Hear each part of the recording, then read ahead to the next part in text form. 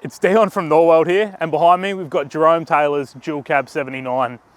This is actually the second Dual Cab 79 that Jerome's built, both of which have been fitted with Norweld canopies. This vehicle here is a 70th anniversary and it's been fitted with a J-Max 4495 Super Chassis and a 300mm extension by the team at Jackson's 4x4 in Murray Bridge. We'll show you through some different parts of the build because there's not too much Jerome hasn't modified. It's a pretty cool build and very similar to what we usually build in-house.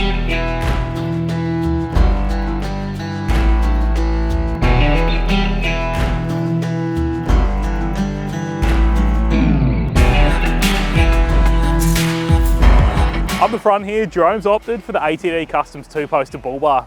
This is the same bar that we run on our Norweld 79, and inside of that he's got the Steady Type X spotlights, as well as the carbon 12,000 pound winch.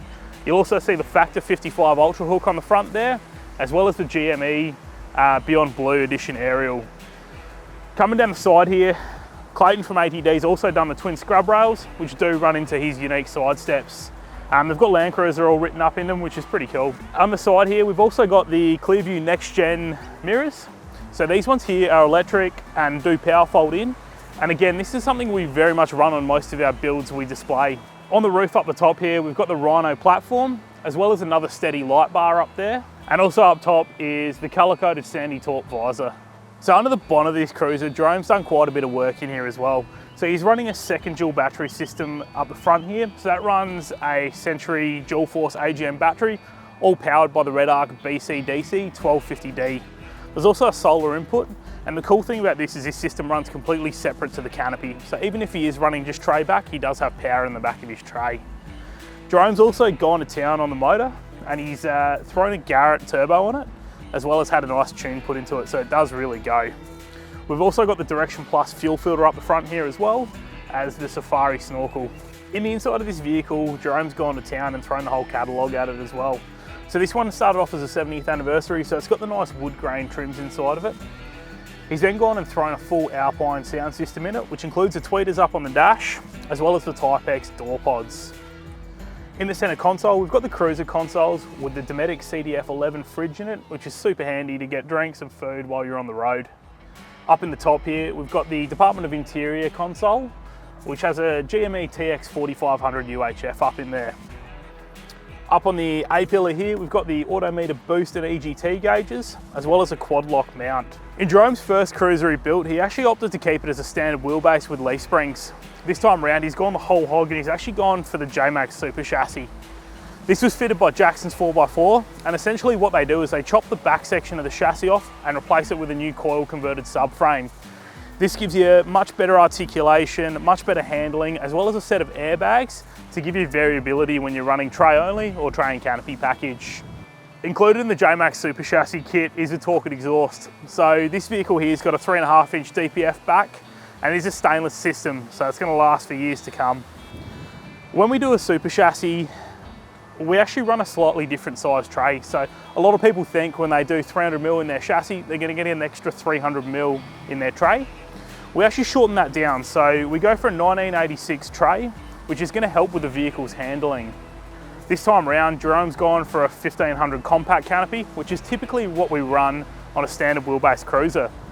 The idea for this was to keep the weight as far forwards as possible and limit the amount of internal canopy space to assist in keeping the vehicle handling right on the road. He uses this for a lot of long distance touring, so this was the most important part of his build for him. Included in the Deluxe Plus tray on this vehicle, we've got our 4 underbody toolboxes. We've also got our one-piece flared guards, so these are fully adjustable for track corrected cruisers and do mean if you change your wheels later on down the track, we can adjust the guards to suit. We've done a full filler relocation here, which feeds into the 185 litre Brown Davis aftermarket fuel tank, which goes with the J-Max Super Chassis. This build's also got our trundle drawer in the back of it, as well as a 58 litre water tank mounted up the front underneath the tray deck. You'll see the fill neck up there in the headboard, as well as a tap coming out on the front toolbox there on the driver's side. So for his touring needs, Jerome's gone for the Bush Company AX27 rooftop tent, and bolted to the side of that is a Bush Company 180 XT Max awning. When we work towards the back here, he's got the 2 big 35s fitted, as well as our drop-down ladder, and then our 15 amp inlet for his wiring package inside the canopy. He's gone for the full paint on this unit, so you can see the back wall has been painted as well. So the cool thing about this build is this is one of Norweld's Great Northern editions. So we built 50 of these canopies to celebrate 50 years in manufacturing, and this is actually number 1. So it was one of the first ones coming out of the factory. When we duck inside of it, you'll see there's a lot of Great Northern gear going on. So we've got the Bushman 130 litre upright fridge, which has got the Great Northern decals, as well as our drawer and table with the same logos all on them. Jerome's gone for the Enerdrive Extreme wiring package, which gives you a 200 amp battery hidden in behind this drawer system.